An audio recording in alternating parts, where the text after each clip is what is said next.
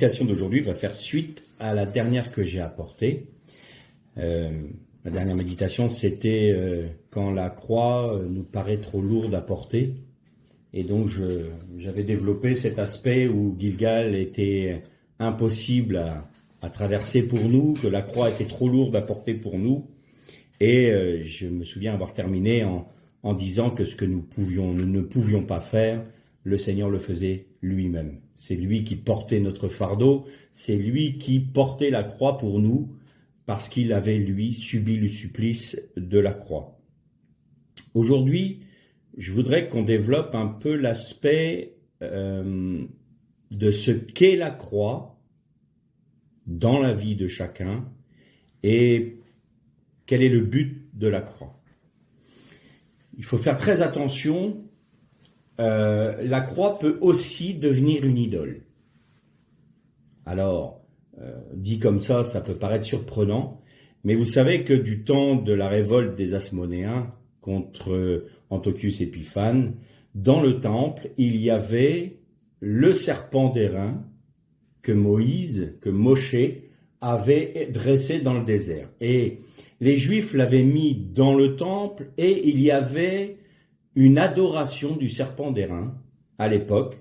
Et les Asmonéens eux-mêmes, au moment où ils ont repurifié le temple pour le redédicacer, donc Hanouka vient de là, la dédicace c'est Hanouka, la fête de Hanouka vient de la dédicace du temple par les Asmonéens une fois qu'ils avaient purifié le temple des souillures qu'avait apporté Antiochus Épiphane et notamment avec la statue dans le Saint des Saints.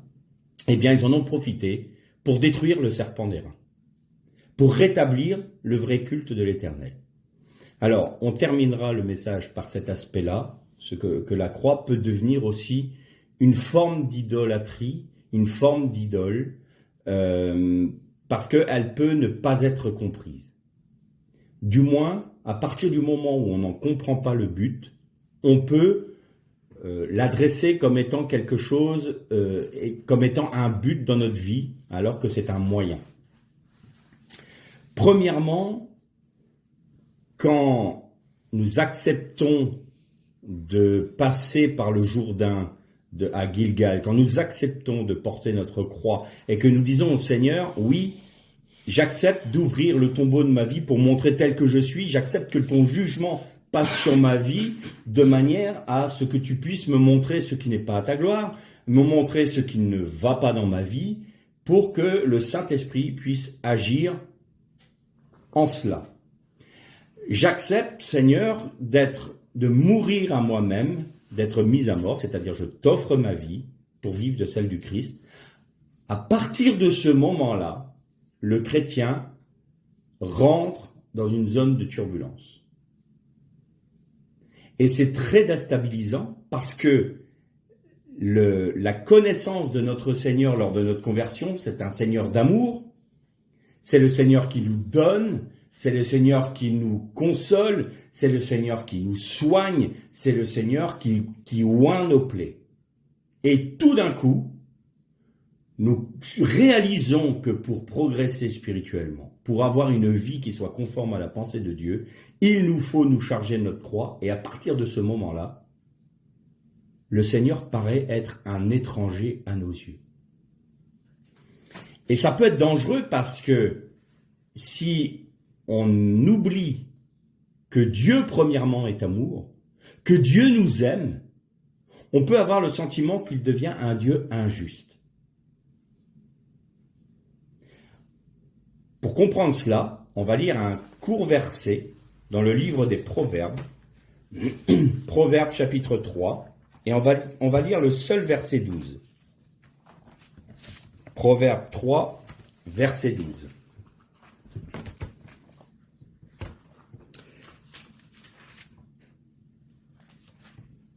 Car celui qui l'aime, l'Éternel le châtie, tel un père, le fils qui lui est cher. Alors là,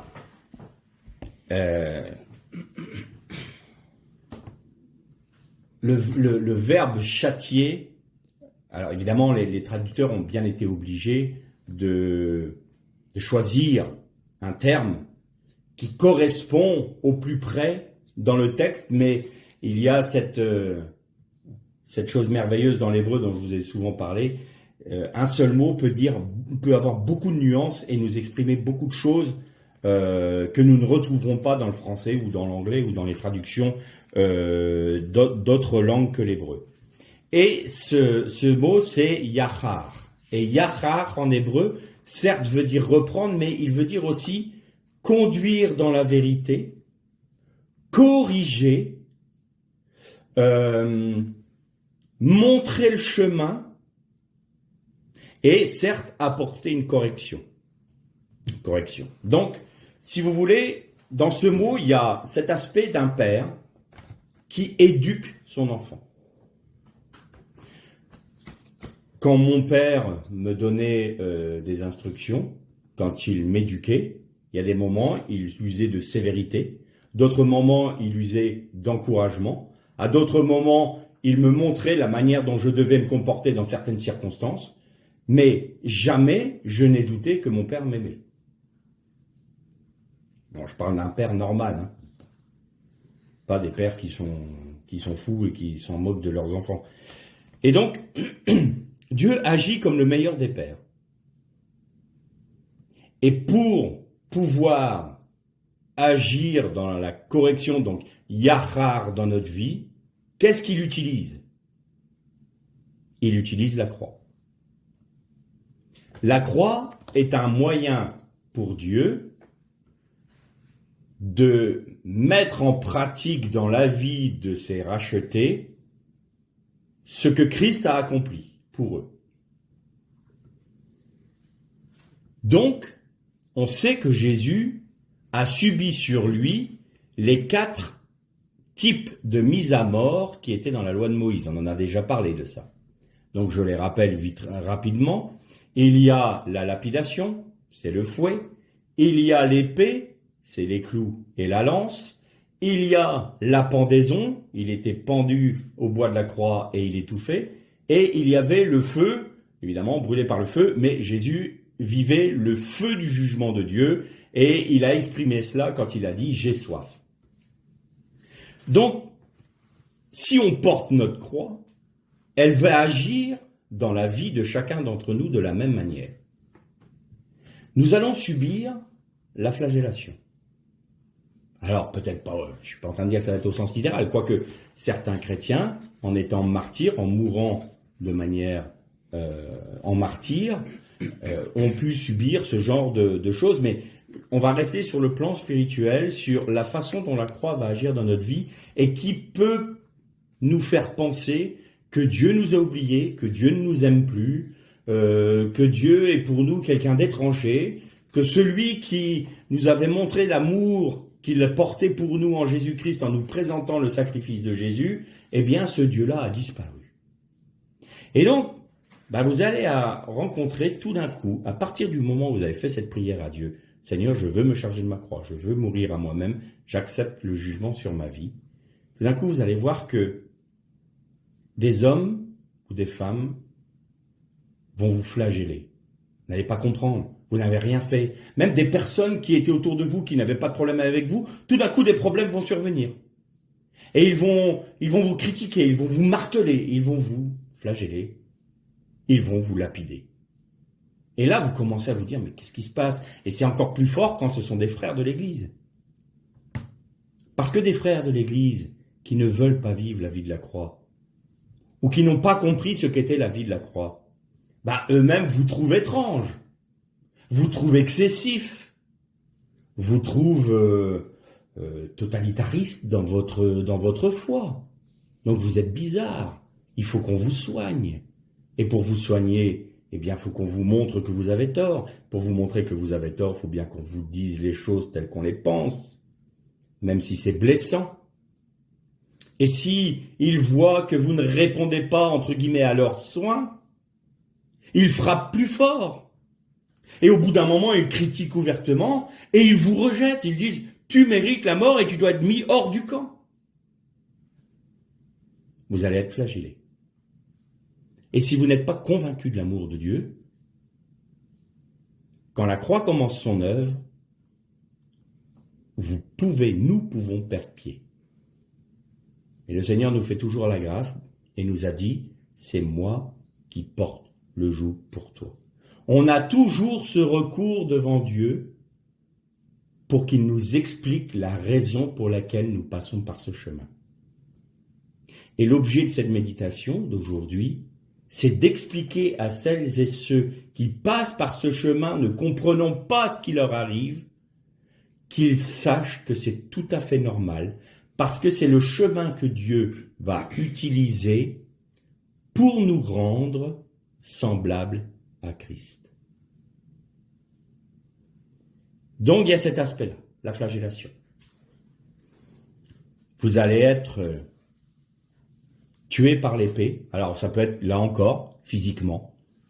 Il y a des frères et des sœurs qui meurent par l'épée, aujourd'hui, encore en 2023, et qui sont martyrisés à cause de leur foi. Mais ça peut être aussi la langue. La langue qui vous transperce l'âme. La langue méchante, la lashon hara en hébreu, la langue mauvaise, la langue méchante, qui vient détruire votre réputation, qui vient vous critiquer. Et puis vous apprenez par derrière qu'on a dit telle et telle chose sur vous, qu'on a fait circuler de fausses informations, même parfois sur votre compte, ou même parfois des choses vraies, mais qui sont utilisées non pas pour vous encourager en vous disant il y a la repentance, non, pour vous détruire. L'objectif, c'est de vous tuer par la langue, de vous assassiner à coups d'épée. C'est ça qui tranche le cœur, qui tranche nos sentiments, qui nous transperce. La langue mensongère ou la langue qui nous veut du mal nous transperce l'âme. Et on se dit, mais pourquoi, Seigneur? Alors que tout est ici parfait, tout d'un coup, rien ne va plus dans ma vie. Il y a les gens qui m'aimaient, qui ne m'aiment plus, ils regardent comment ils se comportent envers moi. Relisez les psaumes. Voyez combien de fois David, le roi David, disait, mais Seigneur, à tous ceux qui j'ai fait du bien, leur seul objectif c'est de me rendre le mal pour le bien que j'ai fait. Ils sont là et ils discourent entre eux pour savoir comment me tuer. Relisez les psaumes. C'est un homme qui vivait la croix avant l'heure, mais bon, eux, ils avaient la foi dans ce qui allait arriver. Nous avons la foi dans ce qui est déjà accompli. Je parle dans notre dimension temporelle, bien entendu. Mais la réalité était la même pour le roi David, comme elle l'est pour nous aujourd'hui. À d'autres moments, vous voyez le Seigneur qui agit dans votre vie, et puis tout d'un coup, il n'y a que des soucis. Vous avez des problèmes dans votre métier. Vous avez des problèmes au travail, vous avez des problèmes dans votre couple, vous avez des problèmes dans votre famille, vous avez des problèmes avec l'administration, vous avez des problèmes dans tous les sens. Vous êtes écrasé, étouffé par tous ces soucis de la vie. Et vous étouffez. Vous avez vu? Flagellation, transpercé, étouffé. Et là, vous dites, mais alors, Seigneur, délivre-moi de toutes ces circonstances qui sont en train de m'étouffer. Alors, Seigneur, qu'est-ce que je dois faire dans ces cas-là? Demander à ce qu'on arrête de me flageller? Demander à ce qu'on arrête de me transpercer avec une langue mauvaise? Demander à ce que les soucis de la vie cessent pour moi et que tout devienne des pétales de rose sur un ruisseau dans un décor bucolique? Ou Seigneur, il y a une leçon à apprendre. Et Seigneur, aujourd'hui, mon frère, ma sœur te dit, non, tu acceptes ce que je te propose là. Accepte-le, parce que ce n'est pas pour ton mal, c'est pour ton bien. Premier abord, Seigneur, ça ne me paraît pas être très réjouissant, là, le programme que tu me proposes. Mais tu m'as demandé la croix. Mais regarde, dans ces moments-là, à partir du moment où tu vas dire j'accepte, tu vas voir que, en fait, c'est pas si lourd que ça. C'est bizarre. Sur le moment, tu résistes à l'épreuve. Sur le moment, tu te campes sur ta position en disant non, je vais lutter contre cette épreuve-là. La tendance naturelle, c'est d'aller chercher les chars d'Égypte. Qu'est-ce que je peux faire pour me sortir de cette situation? Humainement. Et le Seigneur te dit non, laisse les eaux du déluge passer sur toi. Laisse-moi te baptiser à Gilgal. Laisse-moi clouer ta chair sur la croix afin qu'elle meure. Eh Seigneur, c'est dur, oui, mais par ma grâce, à partir du moment où tu acceptes, tu verras que le Seigneur porte le joug pour toi. Tant que tu résistes, tu souffres. Mais si tu acceptes l'épreuve proposée par Dieu, alors tu vois que tout d'un coup, la grâce de Dieu te porte et tu acceptes la flagellation, tu acceptes les mauvaises langues, tu acceptes d'être étouffé par les circonstances de la vie parce que tu sais que Dieu est derrière tout ça. Donc je ne parle pas là, bien entendu, des actions de l'ennemi qui sont hors de la pensée de Dieu. Parfois, on est attaqué par l'ennemi. Il faut avoir le discernement de savoir si c'est la croix ou si c'est une attaque périphérique. Si c'est une attaque périphérique de l'ennemi, c'est très simple. Au nom de Jésus, je le refuse. Et en Jésus-Christ, nous avons la délivrance. Mais quand vous priez dans ce sens-là, et que vous voyez qu'il n'y a pas de délivrance, entre guillemets, que vous voyez que l'épreuve continue, posez-vous la question. Seigneur, si ça continue, c'est qu'il y a une raison, c'est que ça vient de toi. C'est que tu l'as permis. Même s'il utilise Satan, tu l'as permis. Alors je veux comprendre la leçon. Relisez le livre de Job. Et alors je crois un des plus difficiles aspects de la croix, c'est le feu. Parce que quand on est flagellé par les hommes qui nous entourent, quand on est critiqué avec des langues mauvaises, quand les soucis de la vie passent sur nous et qu'on voit le Seigneur porter la croix pour nous baptiser dans Gilgal, on se dit « Ah, c'est pour Christ que je le fais, c'est pour que Christ soit glorifié, donc quelque part, j'accepte pour cela. » Mais le feu, c'est une autre affaire. Le feu, c'est le jugement de l'esprit qui vient vous juger, vous.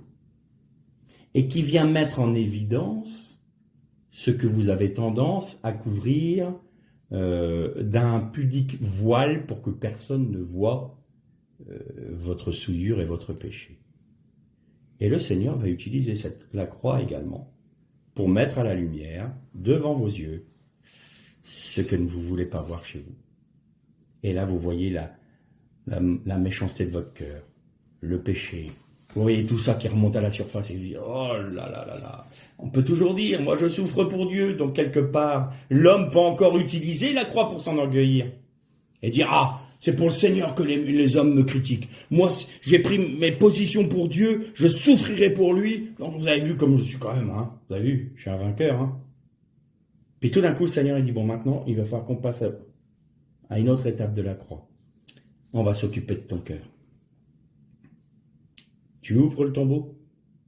On en a parlé la dernière fois. Hein. Et là, on est hésitant. Parce qu'on sait très bien que ce qui est dedans, on sait très bien que ce qui est dedans, ça pue la mort. C'est la mort. Mais tant qu'on n'acceptera pas d'ouvrir le tombeau, la croix ne fera pas complètement son œuvre en nous. Et alors, on prend la décision. Oui, Seigneur, on y va. Et là, ça fait mal. Parce que là, on se voit tel que l'on est. Il n'y a plus de phare, il n'y a plus de voile, il n'y a plus de faux semblants, il n'y a plus du « oh, je pense que je suis comme… » Non, on voit la vérité nue de notre vie et on se dit « oh, je ne suis pas un bon chrétien, je ne vaux rien. » Je répète, dans tout ce processus de la croix dans notre vie, il ne faut jamais oublier que Dieu nous aime. C'est par amour qu'il le fait. C'est pas pour nous détruire, c'est par amour qu'il le fait. Et alors, quand le Seigneur révèle dans notre vie le péché, révèle nos failles, révèle ce que l'on est, il y a un seul chemin, le chemin de la repentance. Seigneur, je te demande pardon pour ce que tu as révélé en moi. Il y a des choses parfois qu'on se doutait même pas qu'il y avait dans notre cœur. Et le Seigneur permet une circonstance, parce que tout est imbriqué. Un frère qui va nous heurter par une parole méchante, et tout d'un coup on va avoir une réaction de colère. On va se dire, oh mais c'est pas moi ça. Je pensais pas que je pouvais réagir de telle manière. Mais j'avais envie de le tuer lui. Il a osé me parler de cette manière. Tout d'un coup, on voit que notre ego a une dimension énorme dans notre vie. Et là, on doit dire, Seigneur, je te demande pardonne-moi. Pardonne-moi, je veux être couvert par le sang du Christ. Il n'y a pas d'autre chemin. La repentance. On n'aime pas entendre parler de repentance aujourd'hui. Je dis, c'est le seul chemin.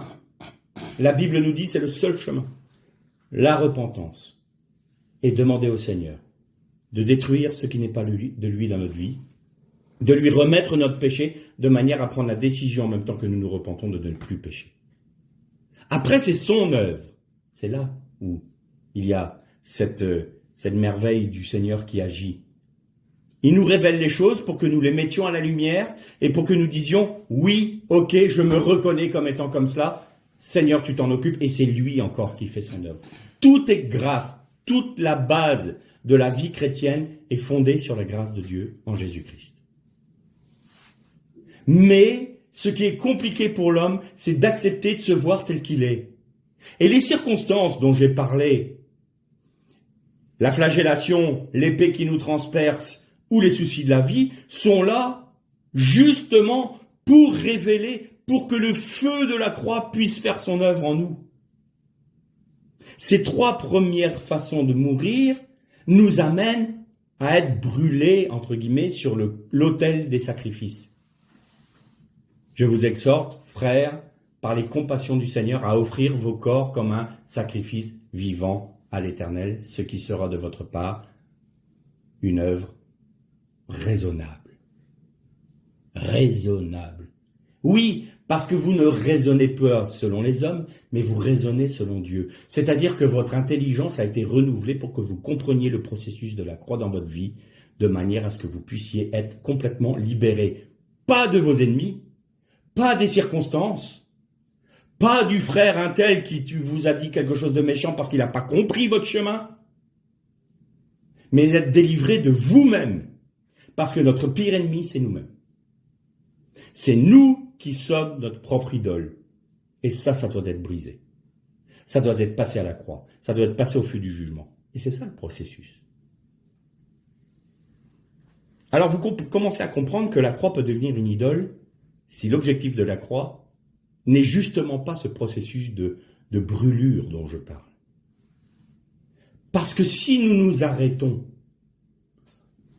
aux méchancetés des hommes, aux persécutions des hommes, à l'étouffement des soucis de la vie, eh bien, tout d'un coup, la croix peut devenir pour nous notre idole. Et là, on revient à ce que je disais au tout début, c'est-à-dire que on va s'enorgueillir de souffrir pour Dieu. Regardez, mes frères et sœurs, ce que j'accepte de subir pour le Seigneur. Vous m'avez bien regardé? Voilà. Vous avez vu les circonstances de la vie? Frère, tu veux témoigner? Oui, je veux bien témoigner. Vous savez, je vis la croix. Le Seigneur fait ça dans ma vie. Puis on prend une tête... c'est vrai, quand on veut pas ouvrir le tombeau, on est devant et on pleure, comme quand on a une tête d'enterrement. Donc on a une tête d'enterrement, on est devant la pierre du tombeau. On dit non, on la roulera pas. Mais vous allez comprendre, frère, pourquoi je la roule pas.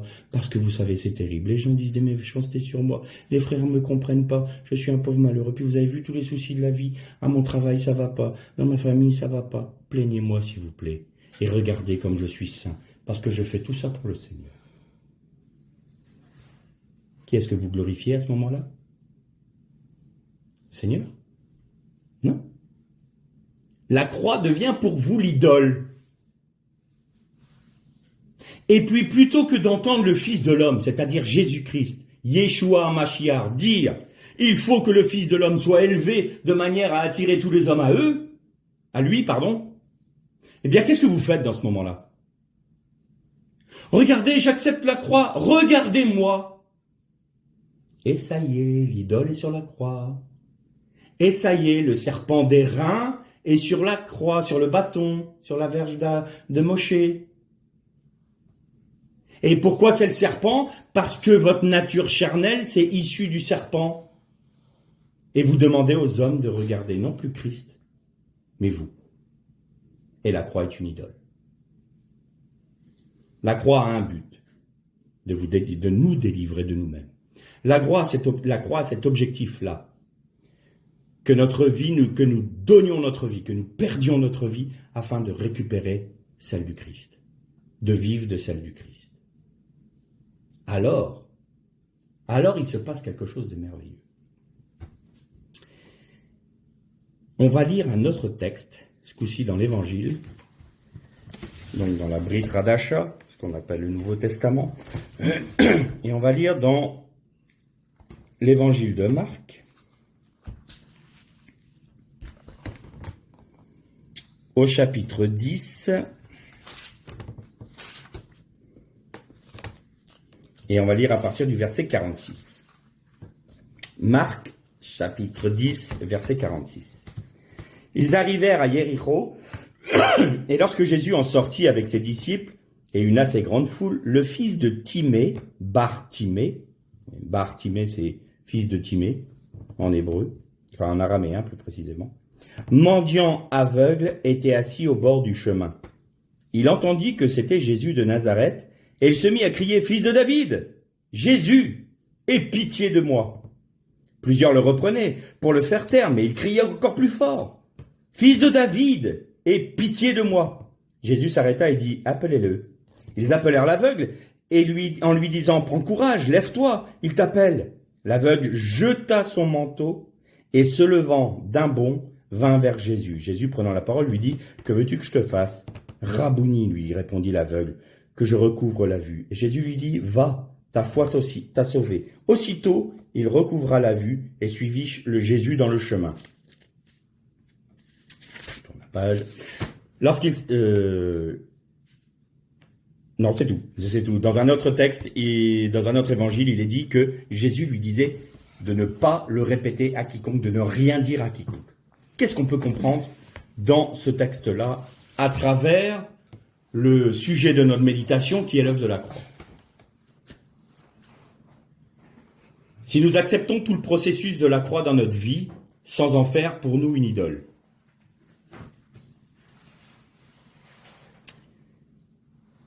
nous sommes aveugles au monde. Nous sommes un aveugle. Le fils de Timée, Bar-Timée, était aveugle. Et pourtant, il voyait plus clairement que toute la foule qui était réunie là à ce moment-là. On peut se dire comment ça se fait. La croix va ouvrir l'œil de votre cœur. Vous vous souvenez de la méditation sur l'arche de Noé que j'avais apportée et où on avait parlé de cette fameuse fenêtre au-dessus qui était en fait l'ouverture par laquelle le Saint-Esprit, l'Esprit de Dieu devait éclairer la Teva, l'arche, et qu'on avait dit que physiquement c'était pas possible, elle avait 50 cm par 50 cm, et que ce n'était pas le mot fenêtre mais le mot tsour. Et tsour, c'est une pierre. C'est un endroit, ça voulait dire pour que la lumière rentre, la lumière d'en haut rentre dans l'arche, dans la Teva. Eh bien, nous sommes comme une arche, nous. On est aveugle aux choses spirituelles. On ne comprend rien. Jusqu'au jour où Dieu nous aveugle sur ce qu'on croit être la vérité, pour nous ouvrir l'œil de notre cœur, pour illuminer l'œil de notre cœur. Qu'est-ce qui me permet de dire ça à travers ce texte de l'aveugle Bartimée? Quand Nathanaël a rencontré Philippe, Philippe lui a dit « Nous avons rencontré le Messie, fils de Joseph, Jésus de Nazareth, fils de Joseph. » Si on lit rapidement, on se dit « Joseph, oui, Joseph, le mari de Marie, quoi. » Et non. Chez un juif, le Mashiach ben Yosef, ça veut dire ce que ça veut dire. C'est celui qui prépare le chemin au Messie, fils de David. Pour les Juifs, c'est deux personnes distinctes. Et donc, tout d'un coup, Nathanaël, il commence à... Fils de Joseph, c'est le Messie qui prépare la venue du Mashiach ben David. Vous l'avez vu, vous l'avez rencontré. Et Nathanaël accepte de voir Jésus. Jésus lui dit, quand tu étais sous le figuier, je t'ai vu. Et là, il a dit, mais attends, non, c'est plus que le Mashiach ben Yosef. Mais l'aveugle Bartimée, qu'est-ce qu'il crie? Yeshua, Mashiach ben Yosef? Non, fils de David. Il avait vu à travers Jésus, fils de David, fils de Joseph, le fils de David. Il avait la plénitude de la révélation du Messie. Il voyait plus clair que l'ensemble de la foule, et la foule qui ne voulait pas comprendre que Jésus, il était là juste pour donner des miracles, pour donner de la nourriture. Oh, mais c'est le Messie, Ben Yosef, on pense que c'est lui. Et la foule disait, mais tais-toi, c'est pas le fils de David, c'est Mashiach Ben Yosef. Et lui criait plus fort, fils de David, je sais que tu es le Messie qui va régner sur Israël et sur le monde. Je le vois clairement, dans l'œil de mon cœur. Mes yeux physiques sont obscurcis, mais l'œil de mon cœur est très affûté. Je sais. Seigneur, que je recouvre la vue. Mais pourquoi? Puisque tu vois clair spirituellement. Parce que quand tu as l'œil intérieur, l'œil de ton cœur qui est éclairé, tes yeux sur le monde peuvent s'ouvrir parce que tes yeux charnels vont comprendre ce qui t'entoure à la lumière de l'œil de ton cœur. C'est une fois que l'œil de ton cœur est ouvert que tu peux voir le monde tel qu'il est et non pas ce que les hommes veulent te le montrer ou ce que tu crois être. La compréhension de l'histoire de l'humanité, la compréhension de la création, la compréhension de tout ça ne peut pas s'obtenir sans avoir l'œil de notre cœur éclairé. C'est pour ça que les scientifiques se trompent, c'est pour ça que les hommes sont là à tâtons, ils ont l'impression un coup c'est oui, un coup c'est non, non.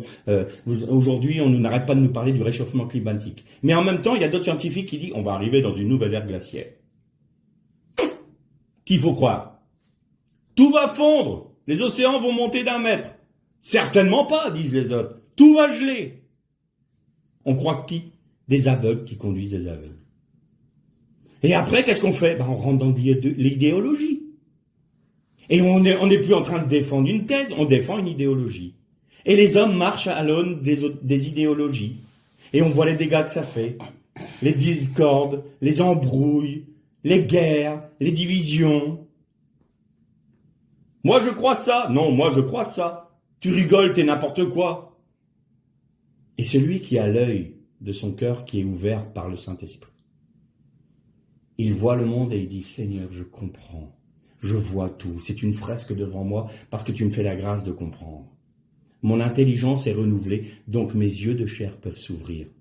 Je comprends. Alors comment est-ce qu'on peut avoir l'œil ouvert, l'œil de notre cœur ouvert? Par la croix, par l'œuvre de la croix. Parce qu'autrement, pour vous faire comprendre, c'est que nous sommes aveugles, nos yeux de chair sont aveugles parce qu'on ne comprend pas le monde qui nous entoure. Mais en même temps, quand l'œil de notre cœur est fermé parce que notre moi, notre chair l'obscurcit, eh bien nous sommes là complètement aveugles. On ne comprend rien au monde qui nous entoure et on ne comprend rien aux choses spirituelles. Alors qu'est-ce qu'on fait? On fait des rites en espérant que éventuellement je sois sauvé, en espérant que éventuellement je comprenne quelque chose à ce qui arrive ici dans ce monde, parce que là, franchement, je vois même pas pourquoi l'homme est l'homme, pourquoi on est là, quelle est la destinée, on ne sait pas si éventuellement j'aurai une vie éternelle, s'il y a une vie après la mort, on ne sait rien. Tout est obscur. Alors on a une tendance. On va pas accepter le sacrifice de Jésus, parce qu'on se dit... Moi, vous me dites que Jésus est mort pour moi, mais qu'est-ce qui me le prouve? Alors, on a un autre texte dans le livre des Nombres, on ne va pas le lire parce que là, ça serait trop long, mais je vous le résume. Le Seigneur avait dit au peuple d'Israël, à travers Moshe, le jour de Shabbat, vous ne ferez aucune œuvre servile. Donc, vous ne travaillerez pas. Et vous aurez 2 parts. Le vendredi, vous aurez 2 parts de manne. Vous prendrez 2 mesures de manne pour le vendredi et pour le Shabbat. Et dans ce texte, il est dit qu'un homme fut surpris en train de ramasser du bois, et là c'est intéressant, un jour de Shabbat. Ceux qui le surprirent vinrent l'amener à Aaron et à Moïse, et au peuple et dire, mais voilà, nous avons surpris cet homme transgresser le Shabbat. Qu'est-ce qu'il faut faire? Alors le texte nous dit que Moshe le mit en prison pour demander à l'Éternel ce qu'il devait faire parce que ça n'avait pas été clarifié cette affaire-là. Et l'Éternel, c'est là qu'il ne faut pas avoir une vision humaniste de la Torah. L'Éternel lui dit, cet homme-là doit être lapidé par tout le peuple en dehors du camp. Il a fait que ramasser du bois. D'accord, c'est le Shabbat, c'est le repos. Mais quand même, Seigneur, c'est pas un peu sévère, lapider en dehors du camp? C'est-à-dire t'es retranché? Il y a deux choses à reconnaître là-dedans. Jésus disait, je suis le maître du Shabbat. Notre Shabbat, c'est Jésus.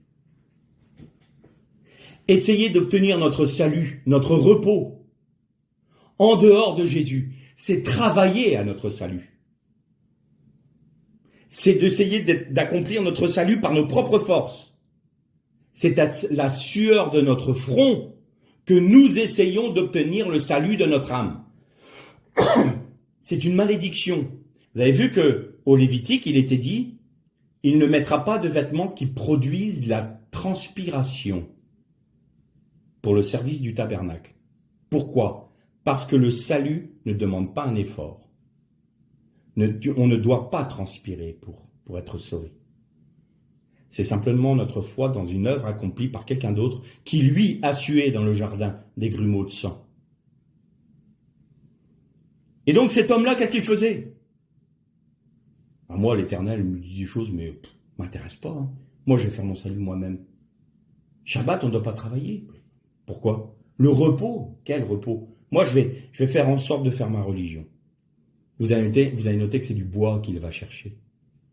Il essaye de faire sa propre petite croix. Il essaye de faire sa petite œuvre de la croix. Il essaye de produire la Hakeda, c'est-à-dire Yitzhak qui portait le bois pour aller vers le rocher. Et puis le bois, c'est ça. Je vais aller chercher du bois. Je vais faire mon œuvre.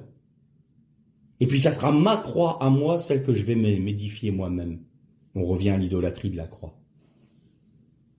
Eh bien, si tu crois que tu peux être sauvé par tes propres forces, ce qui va arriver à terme, tu ne seras pas sauvé, tu vas mourir. Tu seras hors du camp des Israélites, c'est-à-dire tu ne seras pas rattaché à Israël en Jésus-Christ, tu vas être hors du camp et tu vas mourir hors du camp. C'est la seconde mort. Tu étais appelé à être membre du peuple. Mais puisque tu rejettes le sacrifice de Jésus, puisque tu ne veux pas ouvrir les yeux sur ce qu'est réellement la croix et ce que Christ a accompli à la croix, alors tu vas mourir. Tu vas être séparé de Dieu pour l'éternité. C'est ça que veut dire ce texte. La croix peut être une idole, je répète. Ça peut être nos efforts, on se dit, allez, on va accepter ça, comme ça, je vais être... Seigneur peut rien me dire. Hein. Seigneur, franchement, il peut rien me dire. J'ai accepté que les gens me maltraitent, j'ai accepté l'injustice, j'ai accepté l'inacceptable, j'ai accepté... Oui, mais as-tu accepté que tout cela puisse révéler ce qu'il y a dans ton cœur le jour où tu accepteras d'ouvrir, de rouler la pierre de ton tombeau, c'est-à-dire de ta vie intérieure, de ce qui est plus profond en toi? Est-ce que c'était ça le but de ta croix? Ou est-ce que c'est simplement pour te faire valoir? Si c'est pour se faire valoir, la croix devient une idole et n'a plus d'effet dans notre vie. Nous n'avons pas compris. Mais si c'est pour que l'œil intérieur de ton cœur s'illumine de la pensée de Dieu, pour pouvoir illuminer tes yeux de chair qui vont comprendre ce qui t'entoure et comprendre l'œuvre de Dieu. Tu vas comprendre l'œuvre de Dieu dans la création, mais tu vas comprendre l'œuvre de Dieu là où tu es placé. Tu vas voir ce que Dieu voit. Tu vas comprendre ce que Dieu veut. Tu n'es pas obligé de faire des prières, il n'y a pas besoin d'avoir un ange du ciel qui descend sur la terre pour te dire, oracle de l'Éternel, je te dis, tu dois être pasteur, tu dois être ceci, tu dois faire ci, tu dois faire ça, tu dois déménager à tel endroit, Non! Parce que tu le comprends, tu le sais au fond de toi, parce que c'est à l'intérieur, les yeux de ton cœur sont illuminés. Et donc les yeux de ta chair voient une chose tout à fait naturelle et tu dis, Seigneur, ok, maintenant je vois, je peux marcher. Et du coup, la croix devient un moyen pour être renouvelé en Jésus-Christ. Et nous sommes rendus semblables à Dieu. Je termine par un point. Adam. On nous a toujours dit qu'Adam, ça venait de Adama, la terre rouge. Non. Non. Adam n'a pas été donné, ce nom-là n'a pas été donné par Dieu à l'homme parce qu'il était issu de la terre rouge. Il est devenu Adam, fils de la terre rouge, après la chute. Mais Adam vient du mot domé, de la racine domé, qui veut dire à la ressemblance de. Et si on met un aleph devant, ça devient un futur. Adomé. Et adomé veut dire qui tend à ressembler à. Donc, quand Dieu a créé l'Adam, il a dit, je mets en mon Adam la capacité de devenir à ma ressemblance. L'homme devait tendre à ressembler à Dieu puisqu'il a été créé à son image, à sa ressemblance. Et donc Dieu a séparé la femme de l'homme pour que dans l'unité qu'ils formaient, ils allaient produire, ils devaient devenir à la ressemblance de Dieu. Mais comme, là je vous mets une petite avant-goût du prochain cours Zoom, mais comme à travers la femme, l'Adam s'est séparé du Aleph, donc du Père, de Dieu, eh bien il est devenu l'homme de la terre, c'est-à-dire tu étais poussière, tu es issu de la poussière, tu retourneras à la poussière. Et c'est quoi la poussière? C'est la nourriture du serpent, c'est-à-dire c'est celle qui a été maudite à cause de la chute. Adam devait être domé, aller à la ressemblance de Dieu, mais par la chute, il s'est tourné vers Adama. Et il est retourné à Adama. Donc, quand on accepte l'œuvre de la croix, il faut bien comprendre tout cela. D'une part, c'est pour être dépouillé de nous-mêmes, pour mourir à soi-même. Être revêtu du Christ et vivre de la vie du Christ. Avoir l'œil de notre cœur illuminé de la pensée de Dieu, de manière à ce que nous comprenions le monde qui nous entoure et la volonté de Dieu et la volonté spirituelle que Dieu veut pour ce monde. Et enfin, nous redevenons un Adam. Adam qui tend à être à la ressemblance de Dieu.